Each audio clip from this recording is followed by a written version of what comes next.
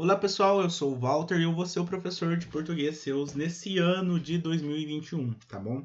Eu sei que as coisas não estão exatamente da forma que a gente queria, mas a gente tem que continuar, tem que seguir em frente, principalmente vocês aí que estão no terceiro ano, né? O último ano aí, e quem sabe vocês consigam ter um ótimo ano e consigam se formar aí com tranquilidade. Só que para que tudo isso ocorra, a gente tem que conseguir trabalhar juntos, né? Então, eu espero que a gente consiga se dar bem nesse ano aí. Se vocês precisarem de qualquer coisa, manda mensagem lá que eu vou poder responder e ajudar vocês na medida do possível, certinho? Beleza. Então vamos lá para nossa semana 1 desse primeiro patch de 2021. E esse primeiro patch, ele traz uma atividade, essa primeira semana, ela traz uma atividade que é um pouquinho, ela é bem simplesinha, sabe? Ela é bem tranquila de fazer, que é mais uma questão de leitura e interpretação de texto. Então vocês vão ler o texto, interpretar e responder as perguntinhas tranquilinho, facinho, sem problema nenhum. Mas caso surja dúvidas, caso surja problema, manda lá a dúvida que a gente responde assim que puder. Então vamos lá. Essa semana 1 ela tá trabalhando com vocês a questão do conto fantástico, né? Que, como ele fala aqui na própria apostila, ele fala aqui que foi um conteúdo que vocês viram na apostila de volume 7, no patch de volume 7 do ano passado, do segundo ano no ano passado. Então lá já foi comentado sobre o conto fantástico, né? E o que só que a gente faz essa pequena revisão antes de começar, e aqui tá, recapitulando. O conto fantástico é uma narrativa curta que apresenta personagens que extrapolam os limites da realidade e ou fatos que se mostram igualmente estranhos e inexplicáveis.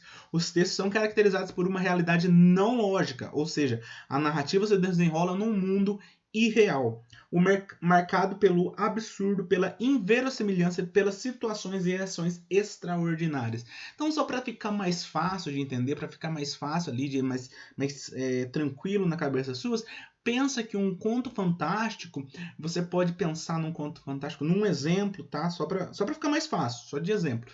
Vamos lá, por exemplo, um anime, certo? Vamos pegar Naruto. Naruto é um mundo que tem ninja e esses ninja tem tecnologia e tem raposa e tem não sei o que, coisas que são fora do nosso universo comum, fora da nossa realidade. Pega ali, por exemplo, eu tô pegando exemplos de filmes e séries que fica mais fácil de entender, tá? Então você pega ali, por exemplo, um Vingadores da vida, né? Você tem super-heróis, vilões, cara que cresce, cara que joga escudo e volta. São coisas que fogem da nossa realidade. Ou seja, se torna algo fantástico, algo que até fala aqui, ó, algo estranho e inexplicável. Textos são caracterizados por realidades não lógicas, ou seja, tudo que acontece nesses contos, nessas coisas, são coisas que não fazem parte da lógica do nosso mundo real.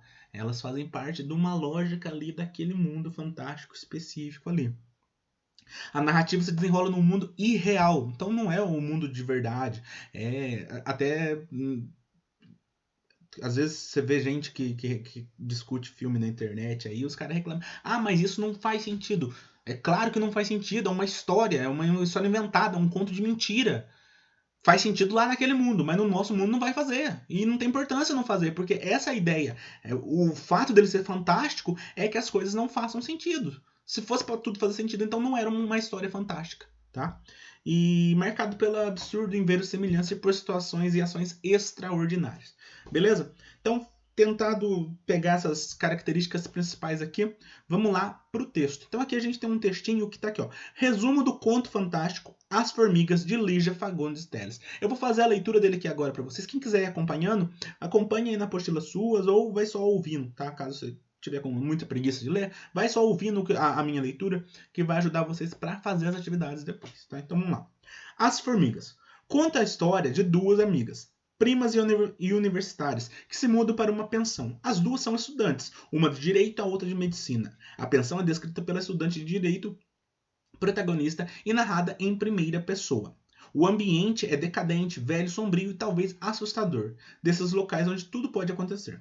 As garotas vão se instalar num quarto da pensão e descobrem que o antigo morador deixou lá um caixote com uns ossos guardados.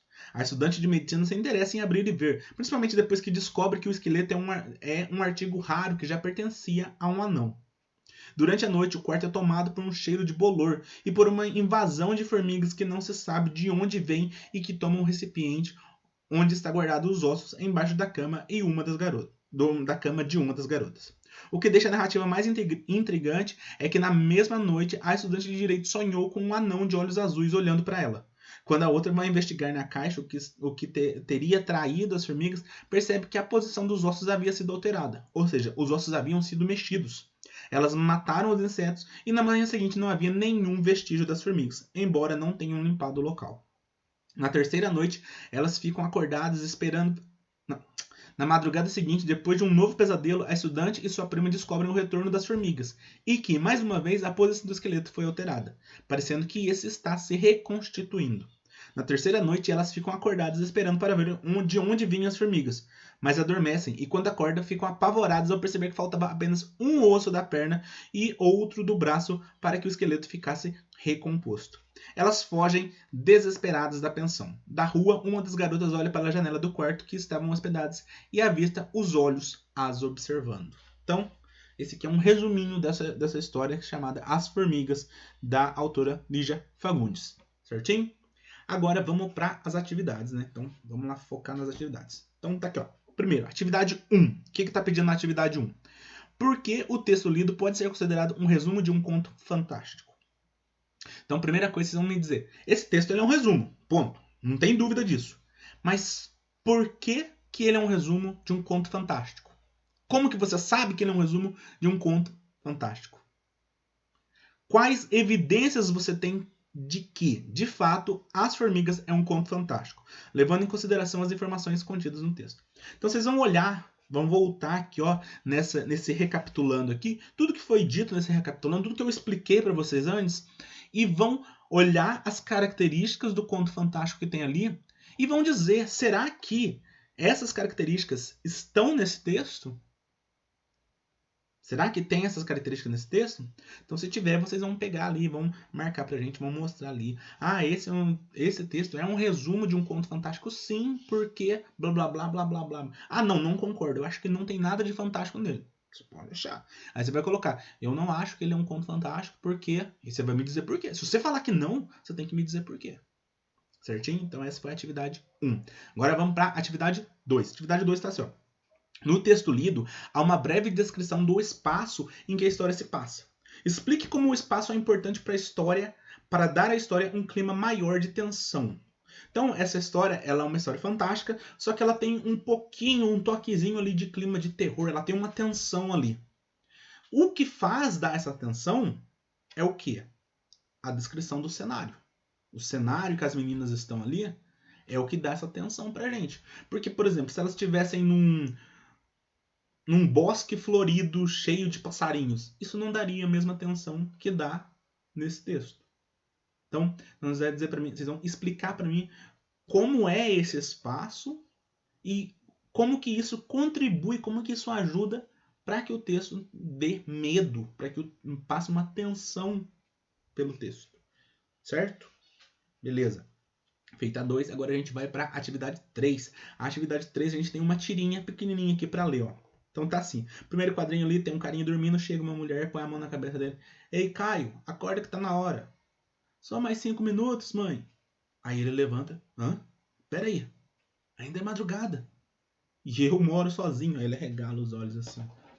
Então aí vem aqui a questão. Questão 3. Identifique na tirinha algumas características que também pertencem ao gênero conto fantástico. Então a gente viu lá em cima, eu já falei para vocês, dessas características que tem no conto fantástico.